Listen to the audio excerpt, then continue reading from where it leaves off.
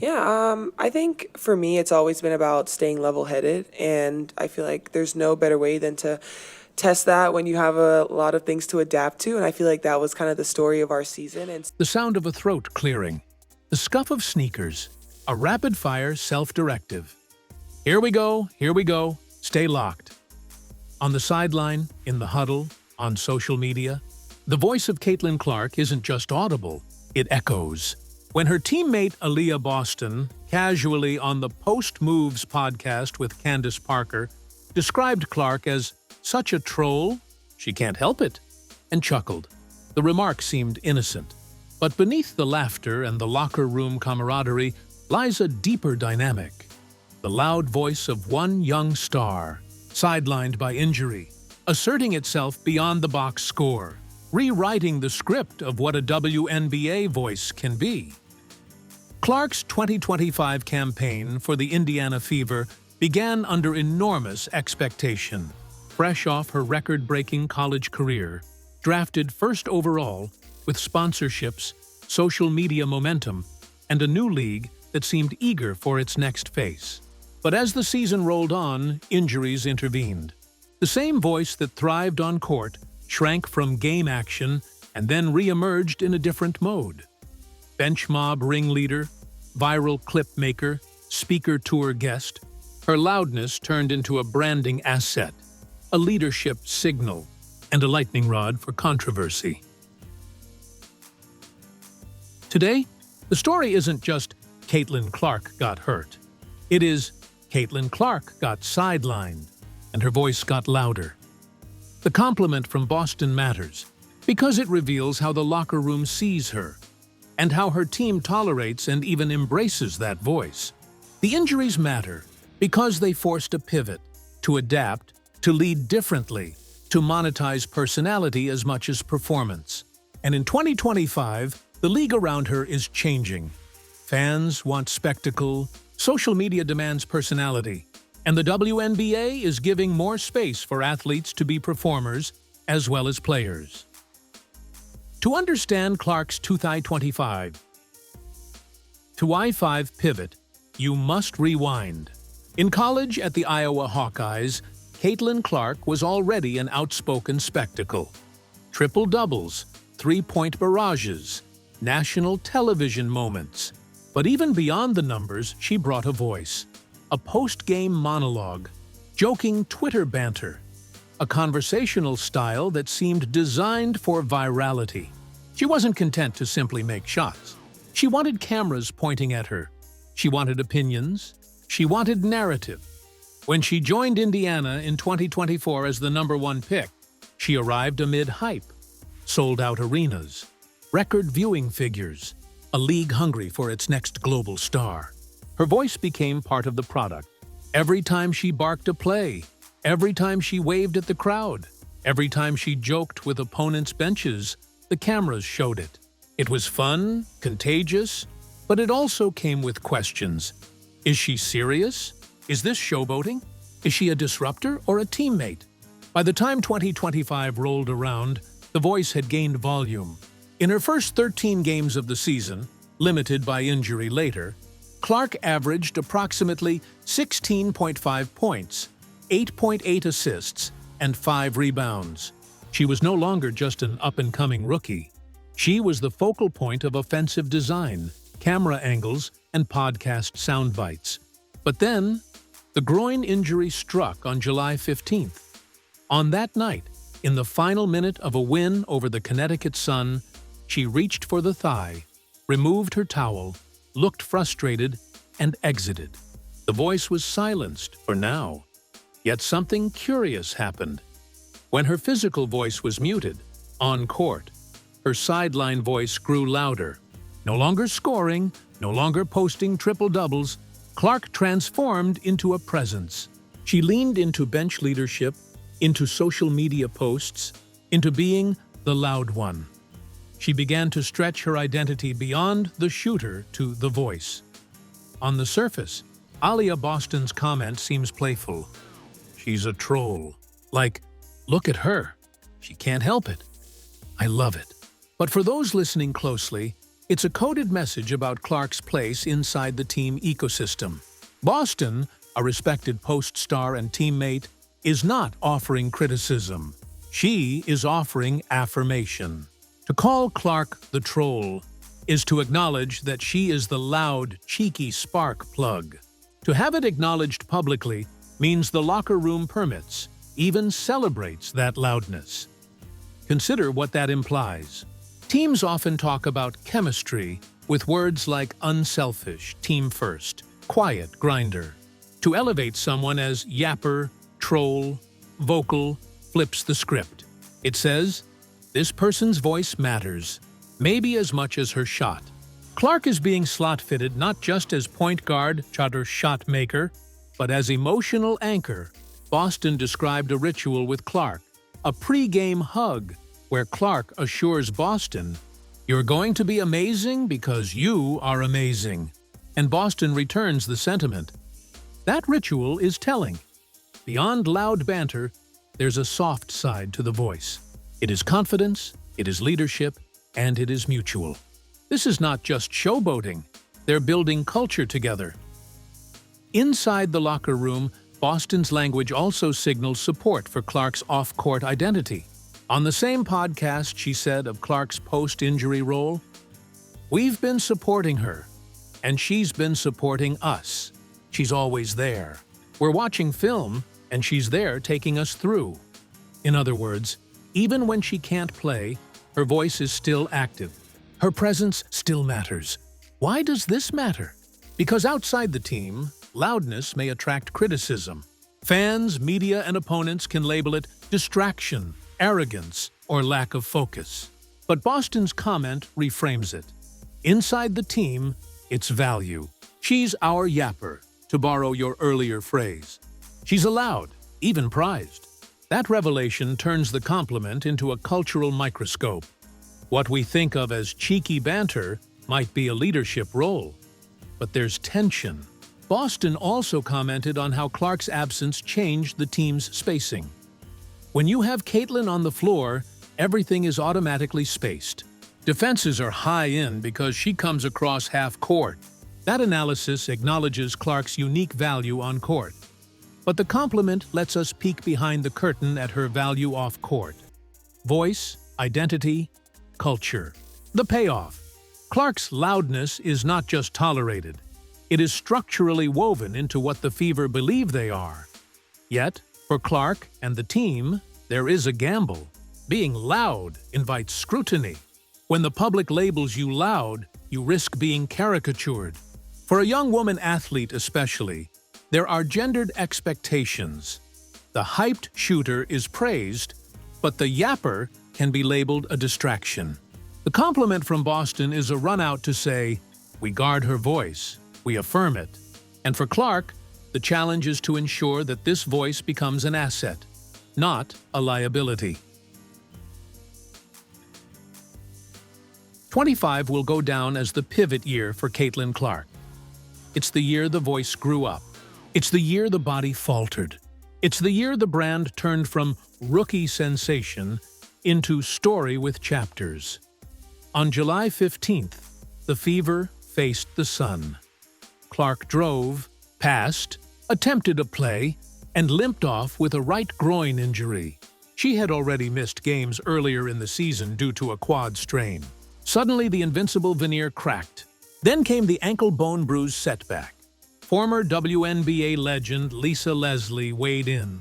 She advised the Fever to shut Clark down for the remainder of the season to preserve her career, given the groin's deceptive nature. That's the turning point. Fame demands presence, but longevity demands pause. Clark and the Fever had to navigate the collision of both. But in the battlefield of high-stakes women's basketball, the sideline became Clark's new domain. While many stars might shrink when injured, Clark leaned forward.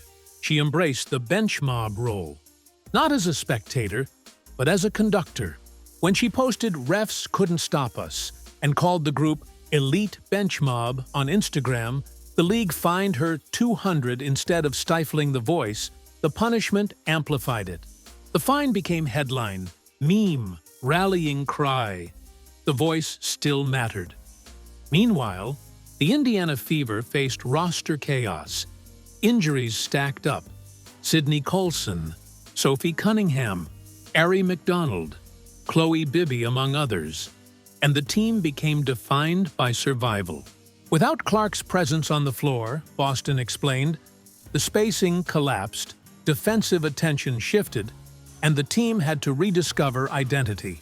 Yet, with Clark present in the locker room, film sessions, shoot-arounds, she retained influence. That is the pivot. Your impact isn't always measured in minutes or shots. It can be measured in voice, chemistry, culture. Clark's brand value is immense. She wasn't just shooting threes. She was selling tickets, generating headlines, and assembling social media firepower. When the body paused, the voice amplified. Speaking engagements, media appearances, fan interactions. Her sidelined posture didn't reduce her relevance. It transformed the type of relevance. But this transition is fraught. The personality that fuels branding can collide with performance expectations. Critics can ask, is she resting too much? Is she showing intangible leadership or avoiding physical risk? The net. Clark became a lightning rod for both adoration and critique. The voice became a double-edged sword. For a player like Clark, fame arrived rapidly. Expectations soared. Being the face of the league, media appearances, endorsement deals. In that light, an injury doesn't feel like a pause. It feels like a threat. The louder the voice, the more pressure. The question becomes, will the voice survive the body? Will the narrative overcome the statistics? On the bench, Clark's voice carried weight. Teammates looked at her. Boston's public endorsement confirms that. But outside the team, the voice was under a microscope. For a woman athlete, being loud can be framed as abrasive. Clark's identity had to reconcile marketing persona, team player, cultural commodity, competitor. Her 2025 season forced that reconciliation. She had to ask, what is my voice for? How do I lead when I can't play? How do I build a brand while recovering? How do I remain relevant without minutes? This script would not be dramatic without tension. Here's where the controversy lives. Clark's loudness invites some to push back. Is this showtime or substance? Are we seeing leadership or locker room hype? When she posts, "Bench mob will be even more rowdy tomorrow, let's go!" After a small fine, is that cheeky or is it irresponsible? When the Fever survive without her, can critics say the team was too dependent on Clark? The locker room perception, Boston's line, brings authenticity that many narratives lack. It declares, the voice is real, accepted, operative. But the public gaze may still fixate on the body lying under wraps, the numbers missing, the comeback timeline uncertain. Clark sits at that intersection. Her pivot year is about reconciling those two worlds. As 2025 winds down, Clark's season ends.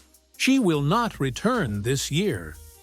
The Fever must prepare for 2026 with her in a different state. Physically uncertain, but culturally upgraded. Clark must step back, maybe transform into a hybrid role. Part player, part ambassador, part voice. The question is whether the league will allow that transition and whether she can own it.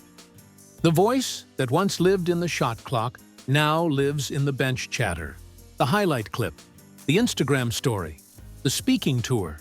That's the evolution. Loud, proud, injured, but not muted. In fact, the louder the body shut down, the louder the voice turned. For the Indiana Fever, Clark's voice is a compass. It defines identity beyond wins and losses. The team's marketing leans into her personality. Fans show up expecting spectacle. But management must balance. Personality sells, but stability wins. The locker room likes the voice. Boston says so. But the league still finds it. The program still needs production. The brand still needs results. For the WNBA, Clark is emblematic of the new era. A fusion of athleticism, social media, personality, culture.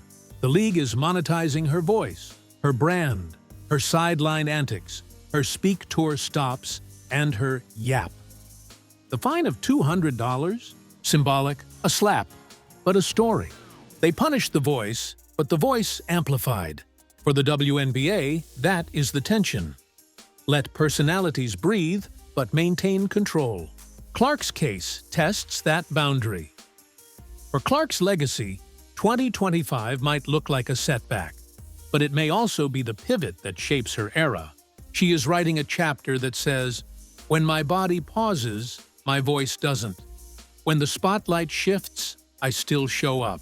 When the media asks about the return date, I answer with presence. When the critics ask if I'm a showgirl or a superstar, I reply, I am both." Her loudness may be the hook. Her humility may be the foundation. When Boston calls her our troll, that locker room affirmation is gold. Because in team sports, culture is created behind closed doors. And when that culture backs you publicly, you gain legitimacy. The drama of 2025 will follow her. The quiet sideline hugs, the bench outbursts, the social media wins, the fan reactions, the fines, the injured seasons. They will not vanish. They'll define her. The question, will she turn them into fuel? Time will tell. For now, the voice is alive. The body rests. The pivot turns.